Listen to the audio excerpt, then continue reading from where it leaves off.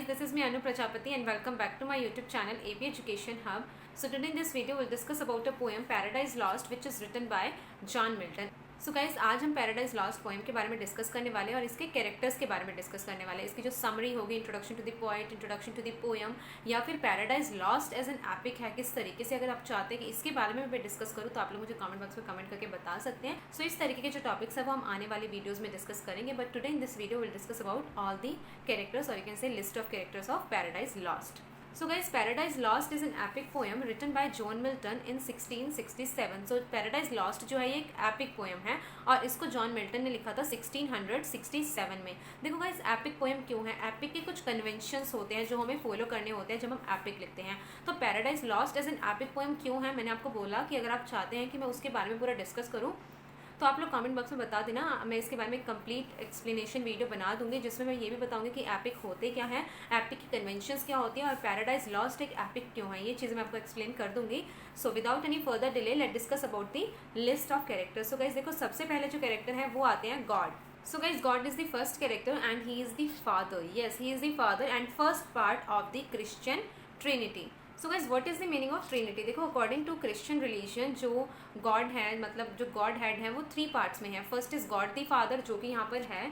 Second is God the सन जो हम इसमें आगे डिस्कस करेंगे. And third is Holi spirit जो हमारी इस बुक में नहीं है. सो इस पोएम में 2 गॉड हेड हैं. First is God the Father and second is God the Son. So God the Father creates the whole world by means of God the Son. So देखो, गॉड द फादर जो है उन्होंने पूरे world को बनाया इनकी help से. Means of God दी सन, इनको इंस्ट्रक्ट किया सारी चीज़ें. And God the father creates Adam and ewe. जो एक गॉड है इन्होंने ही एडम और ईव को बनाया जो कि फर्स्ट ह्यूमन थे अर्थ के ऊपर जो आए थे, first male and female. God the Father जो है foresees the fall of mankind. Yes, fall of mankind मतलब जो ये एडम एंड ईव हैं इनका फॉल किस तरीके से होता है. Fall of human kind, fall of Mankind वो इन्हें पता था ऑलरेडी. फोर्सीज इन्हें पहले ही पता लग गया था. But he does not prevent there fall. लेकिन ये फिर भी इनके फॉल को नहीं रोकते हैं. मतलब जो ये पाप करने वाले होते हैं एडम और ईव, गॉड द फादर को ये पता था लेकिन गॉड द फादर उन्हें ये करने से नहीं रोकते हैं in order to preserve their free will, क्योंकि वो उनकी फ्री विल को प्रिजर्व करना चाहते थे. सो गाइस, ये थे first character. Then second character is God the sun.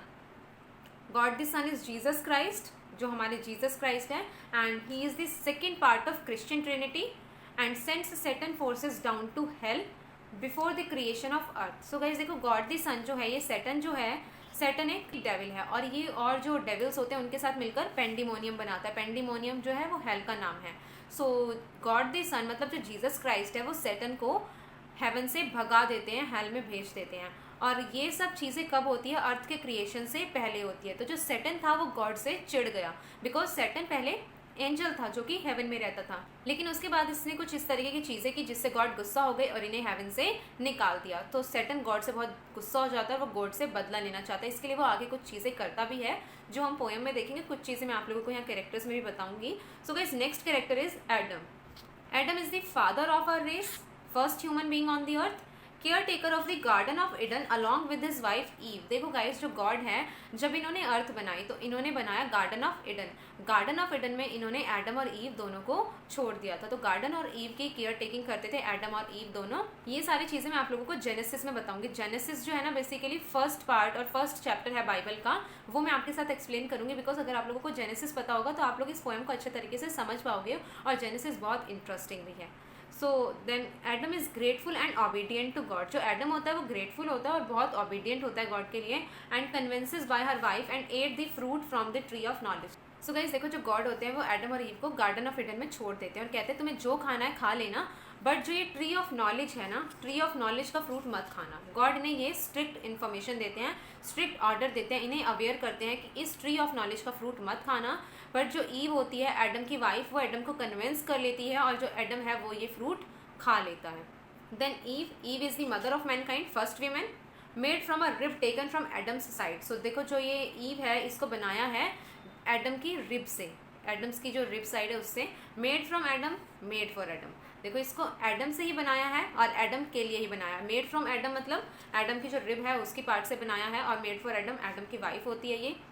Weaker than Adam too. Eve जो है वो एडम से वीक होती है because she is women.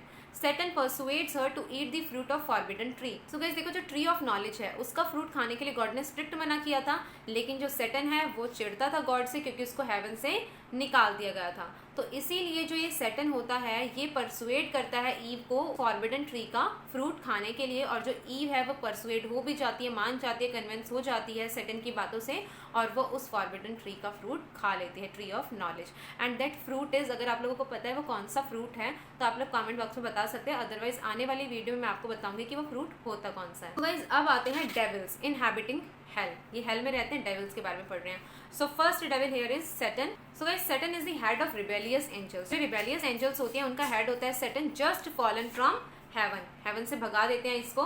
Antagonist, so Saturn जो है वो एंटेगनिस्ट है, ऑब्वियसली विलन नहीं लग रहा है ये। ऑरिजिनेटर ऑफ सिन, जो सिन आया इस अर्थ के ऊपर वो इसी की वजह से आया बिकॉज सैटर्न ने एडम और ईव को फ्रूट खिला दिया था ट्री ऑफ नॉलेज का, और उसकी वजह से इस अर्थ के ऊपर इस दुनिया में डेथ और सिन ये दोनों चीजें आई। So Satan is the originator of sin and death in this world. Leads Adam and Eve to their fall. Yes, Adam and Eve का जो फॉल होता है वो किसकी वजह से होता है? इसी की वजह से होता है क्योंकि ये उन्हें फ्रूट ऑफ नॉलेज खिला देता है। वो फ्रूट खिला देता है जिस फ्रूट का गॉड ने मना किया था, और इसी की वजह से इनका फॉल होता है, और उसी की वजह से सिन और डेथ इस वर्ल्ड में आए। So next devil character is Beelzebub, Saturn's second in command. Okay, discuss with Saturn their options after being cast into hell. So guys देखो जो बेल्जेबब है वो सेकंड इन कमांड है, सैटर्न के बाद ये सेकंड है हेल में, और ये सैटर्न के साथ डिस्कस करता है कि इन्हें हेल से भगा दिया है, अब इन्हें क्या करना चाहिए, इस तरीके की चीज़ें ये बेल्जेबब और सैटर्न आपस में करते हैं बातें। After Beelzebub next character is Belial. Belial is one of the principal devils in hell and he is very eloquent and his learning is great. इसकी लर्निंग बहुत अच्छी है and he is one of the principal devils in the hell. Then Mammon devil known in the Bible as the epitome of wealth. जो मैमन है इसका जिक्र Bible में भी है as the epitome of wealth. Debate with devils, ये जो मैमन है ये डेविल्स के साथ डिबेट करता है, आर्ग्यू करता है फाइट के अगेंस्ट में, and seeing no profit in it. So एक तरीके से हम कह सकते हैं कि जो ये मैमन है ये हमें थोड़ा समझदार अपीयर हो रहा है बिकॉज ये डेविल्स के साथ डिबेट करता है, आर्ग्यू करता है कि हमें फाइट नहीं करनी चाहिए, वॉर नहीं करना चाहिए, बिकॉज इस वॉर में कोई भी प्रॉफिट नहीं है। Then Mulciber devils builds Pandemonium. जो इनका हेल है पेंडिमोनियम, वो यही मल्सीबर ही बनाता है इन सब की हेल्प से। And this character is based on a Greek mythological figure known for being a poor architect. So देखो गाइस पेंडिमोनियम जो है वो हेल है, ठीक है, और इस मल्सीबर का जिक्र जो है ग्रीक माइथोलॉजी में भी है, मतलब ग्रीक का एक माइथोलॉजिकल कैरेक्टर है ये, जो कि एक बहुत ही पुअर आर्किटेक्ट है जिसको आर्किटेक्चर की बिल्कुल भी नॉलेज नहीं है। तो एक तरीके से ये बताया गया कि ये पुअर आर्किटेक्ट है जो कि पेंडिमोनियम को बनाता है। पेंडिमोनियम में बहुत ही बेकार जगह है, हेल है, but in Milton's poem he is one of the most productive and skilled devil. So देखो माइथोलॉजिकल फिगर में, मतलब जो ग्रीक की माइथोलॉजिकल फिगर है उसमें तो इसको बहुत पुअर आर्किटेक्ट दिखाया गया है, लेकिन यहाँ इस मिल्टन की पोएम में इसको बहुत प्रोडक्टिव और स्किल्ड डेविल माना गया है कि हाँ भाई इसे बहुत ज़्यादा नॉलेज है, बहुत स्किलफुल है और कुछ अच्छी चीज़ें कर रहा है, productive creative type. Then Moloch, rash, irrational and murderous devil. ये इसके कुछ क्वालिटीज़ हैं, एडजेक्टिव्स यूज़ किए इसके लिए, राश है, रेशनल है, मर्डरस है। Argues with the devil in Pandemonium that they should engage in another war against God and his servant angels. So देखो जो ये मॉलोच है ये आर्ग्यू करता है डेविल्स के साथ, पेंडिमोनियम में बहस करता है और कहता है कि इन्हें और वॉर करने चाहिए और फाइट्स करनी चाहिए गॉड के अगेंस्ट में और उसकी जो सर्विंग एंजल्स हैं उनके अगेंस्ट में। देन सिन, सो गाइस सिन जो है ये सैटर्न की बेटी है, sin is Satan's daughter. So sin is in the shape of a women above the face and serpent below. So guys जो सिन है सैटर्न की बेटी वो ऊपर से तो विमेन की शेप में होती है और नीचे से सर्पेंट की शेप में होती है, and she guards the gate of the hell. जो गेट है हेल का उसको ये सिन ही गार्ड करती है। Then next character is death. So guys देखो जो ये डेथ है, death is Satan's son by his daughter sin. So guys देखो सैटर्न की बेटी होती है सिन, मैंने आपको बताया। So Satan's son is death by his own daughter sin, which is very horrible, and death in turn rapes his own mother। और देखो डेथ जो है सैटर्न का बेटा है, सैटर्न की खुद की बेटी के साथ, और उसके बाद जो डेथ है he in turns rapes his mother। this is again very horrible। so guys relation between death, sin and Saturn is yes really very horrible। then angels inhabiting heaven and earth. अब हम पढ़ेंगे angels के बारे में जो haven और earth में है। First angel here is Gabriel. Gabriel is one of the archangels of the heaven. ये हेवन की एक आर्क एंजल है। Acts as a guard of the garden of Eden. So garden of Eden जो है earth पर उसको guard करता है Gabriel. Confronts Satan, finds Satan whispering to Eve. और सेटन को मिलता भी है, मतलब जब सेटन आता है अंदर गार्डन ऑफ ईडन के यहाँ पर, तो सबसे पहले गैब्रियल को कन्फ्रंट करता है, और जो गैब्रियल है वो ये चीज़ नोटिस करता है कि जो सेटन है वो ईव से कुछ बातें कर रहा है. Then Raphael is one of the archangel, again God's messenger, informs Adam of Satan's plot, narrates the story of the fallen angels, Satan also. So guys देखो, जो राफेल है ये एडम को बताता है सैटन का प्लॉट की आखिर सैटन जो है वो करना क्या चाहता है, और साथ ही साथ जो राफेल है वो एडम को एक स्टोरी नरेट करके बताता है फॉलन एंजल्स की, किस तरीके से उन्होंने पाप किया और उन्हें हेवन से निकाल दिया गया. और इस स्टोरी में वो सैटन के बारे में बताता है कि सैटन को भी हेवन से निकाल कर हेल में भेज दिया था. Then Uriel is an angel who guards earth. So जो यूरियल है वो गार्ड करती है अर्थ को. Satan tricks when he is disguised as cherub. So Satan जब आता है गार्डन ऑफ ईडन में तो वो अपने आप को डिस्गाइज करके आता है एज अ चेरब. सो उसे नहीं पहचान पाते हैं Uriel. Aware other angels of Satan's presence. So जो यूरियल है वो और एंजल्स को अवेयर करती है कि सैटन यहीं आसपास ही है. सैटन की प्रेजेंस के बारे में यूरियल सबको बताती है.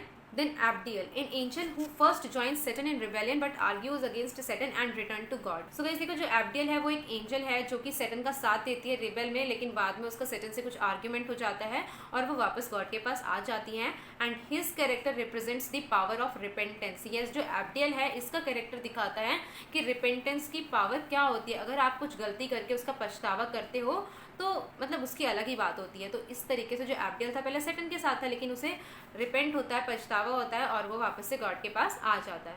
Then Michael is the chief of the archangels. Chief है ये आर्कएंजल्स की, and leads the angelic forces against Satan. जो एंजेलिक फोर्सेस हैं जो सैटन के अगेंस्ट में वॉर कर रही हैं उनको लीड करती है ये. And also guards the gates of haven.